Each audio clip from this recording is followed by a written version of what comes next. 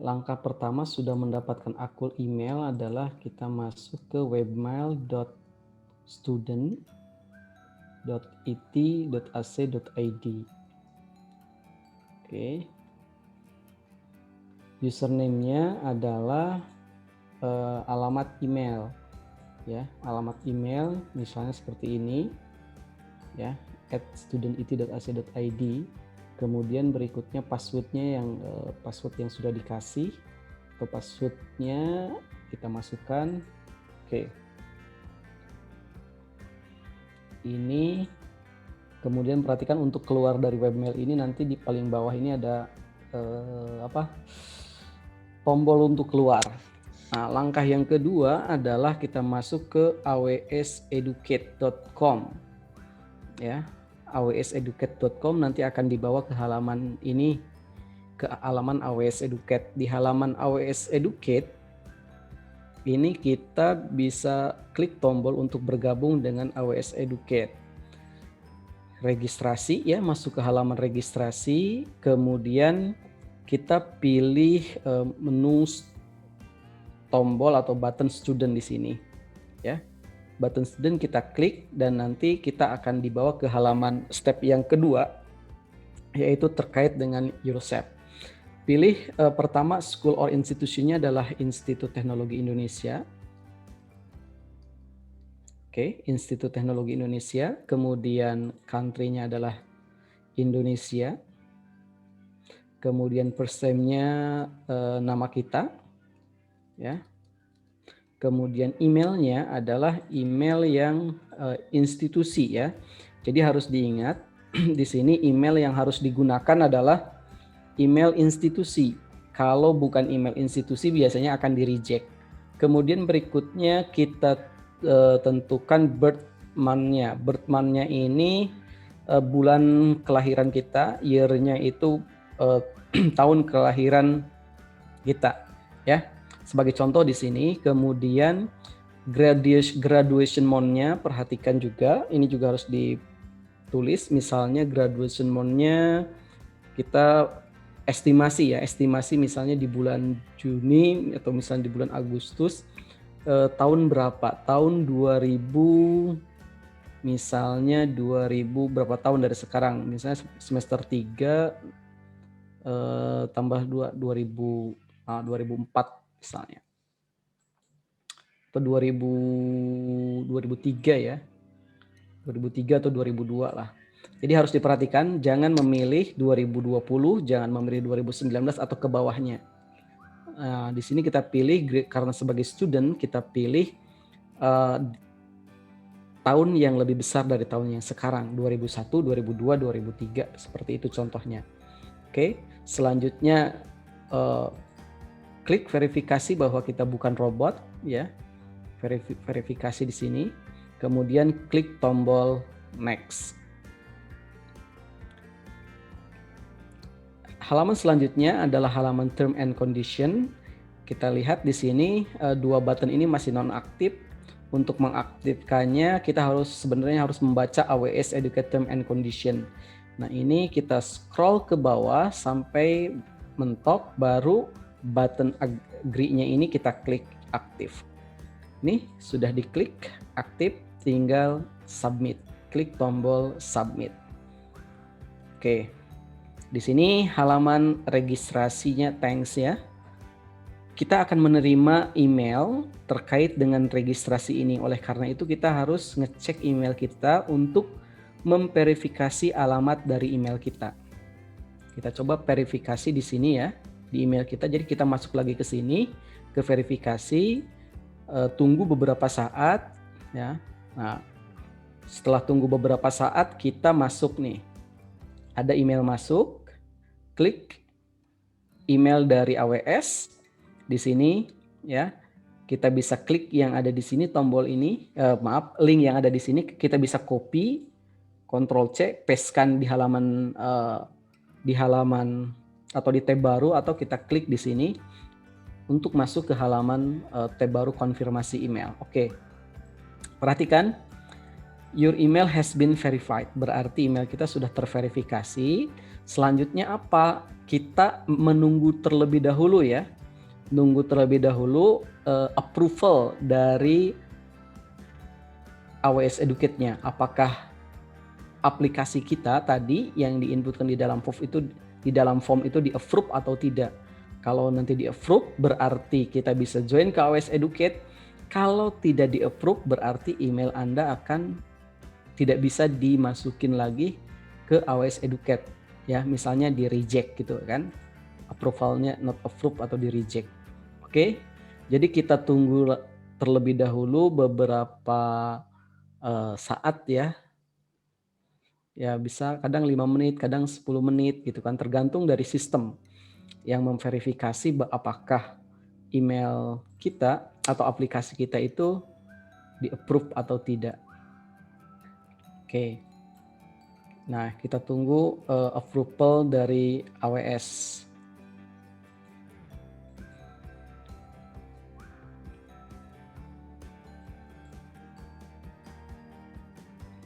Ada kalanya ada yang nyampe setengah jam, ada yang sampai 20 menit ya, 15 menit gitu kan. Itu nunggu terlebih dahulu approvalnya. Oke. Karena kita tidak bisa login ke AWS Educate ini, kita tidak bisa login. Jadi kalau kita misalnya seperti ini, kita cek masuk ke AWS Educate, kemudian kita masuk ke AWS Educate di sini, klik tombol untuk sign in. Nah, ini kita tidak bisa nih. Karena apa? Email kita udah punya, cuman passwordnya itu belum. Karena kalau kita lihat di tadi, ketika kita apply AWS Educate ini ya, apply AWS Educate ini, kita tidak disuruh untuk mengisikan password gitu kan. Kita tidak disuruh untuk mengisikan password. Jadi password itu nanti akan link untuk ganti password, untuk mengset password akan dikirim oleh AWS Educate-nya sendiri gitu. Jadi ini kita tunggu dulu aja ya sampai dengan terverifikasi approval application kita gitu. Oke. Alhamdulillah, lihat di email kita sudah di-approve dari AWS. Klik email tersebut, di situ akan muncul ya, congratulations bahwa application kita sudah di-approve. Berikutnya Anda tinggal klik aja ya, klik here di sini, diklik, kemudian nanti untuk setup password di situ. Oke, perhatikan untuk setup password, Anda harus mengisikan ya password pertama, kemudian ada password kedua dengan mengikuti aturan yang sudah disediakan oleh AWS Educate. Perhatikan benar-benar, jadi password Anda itu harus memiliki kombinasi dari yang disarankan oleh AWS Educate. Kalau tidak, maka Anda tidak bisa mengeset passwordnya. Termasuk dengan panjangnya ya, harus berapa. Oke, itu yang harus Anda lakukan di awal pengesetan password. Oke, kita masukkan password pertama kita. Yes, new password, set new password lagi. Kemudian klik tombol set password. Oke. Pastikan ya sudah oke semuanya persyaratannya. Klik set password dan tada, kita akan masuk ke halaman AWS Educate. Oke, perhatikan di AWS Educate ini adalah halaman dashboardnya. Halaman dashboard dari AWS Educate ya, di situ ada nama kita. Kemudian di situ juga ada informasi ya. Informasinya, kemudian nanti yang akan kita gunakan itu di AWS account, tombol AWS account di paling atas. Nah, selain itu ada portofolio, yaitu portofolio kita. Misalnya kalau mengambil course di AWS Educate, kemudian yang kedua adalah informasi terkait training, Cloud Career Pathway. Nah, Cloud Career Pathway ini yang ditawarkan oleh AWS Educate. Kita bisa self learning ya di sini dengan memilih tutorial-tutorial yang disediakan di AWS Educate ini. Oke, tapi dalam praktikum ini kita tidak merefer ke situ ya, kita hanya memanfaatkan platform AWS Educate itu untuk mendapatkan lab virtual ya, virtual machine dari AWS Account.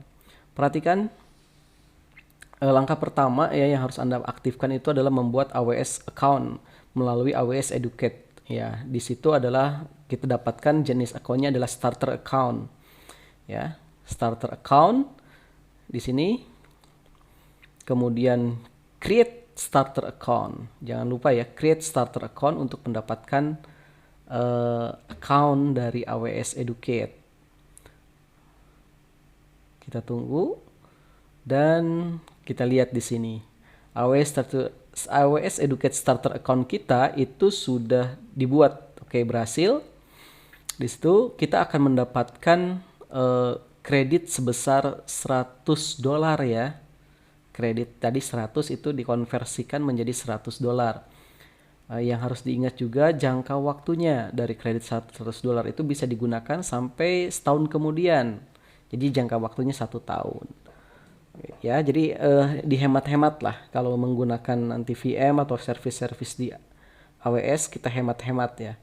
Kemudian klik di situ ya, tombol kuning itu untuk masuk ke lab virtualnya. Nah, di lab virtual ini kita pertama harus menyetujui term dan reference dari lab Vocarium ini. Ini lab virtualnya ya.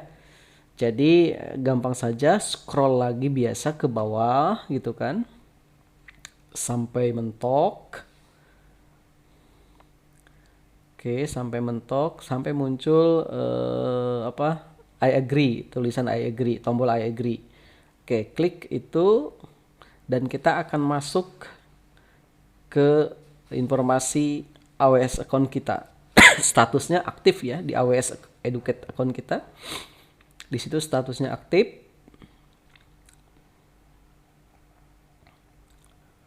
Oke. Kemudian kita juga mendapatkan kredit $100 dan kita juga di lab ini, virtual lab ini ada waktunya 2 jam, ada sessionnya aktifnya 2:60 itu 2 jam 60 kalau tidak salah. Ya, 2 jam 60 menit ya. Jadi ketika kita klik AWS Console, itu akan masuk ke AWS Console. Kemudian kita klik yang tab sebelahnya, itu hanya detail informasi akun kita. Oke.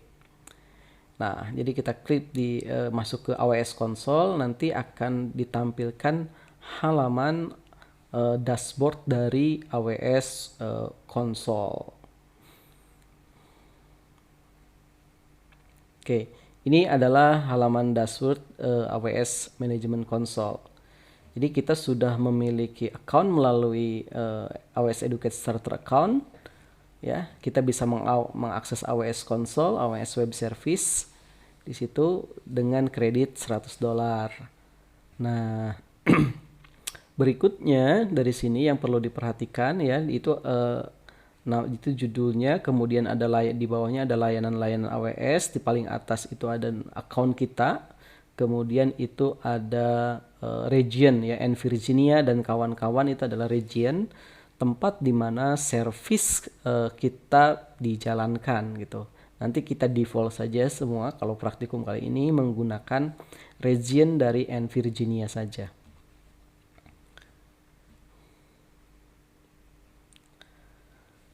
Oke.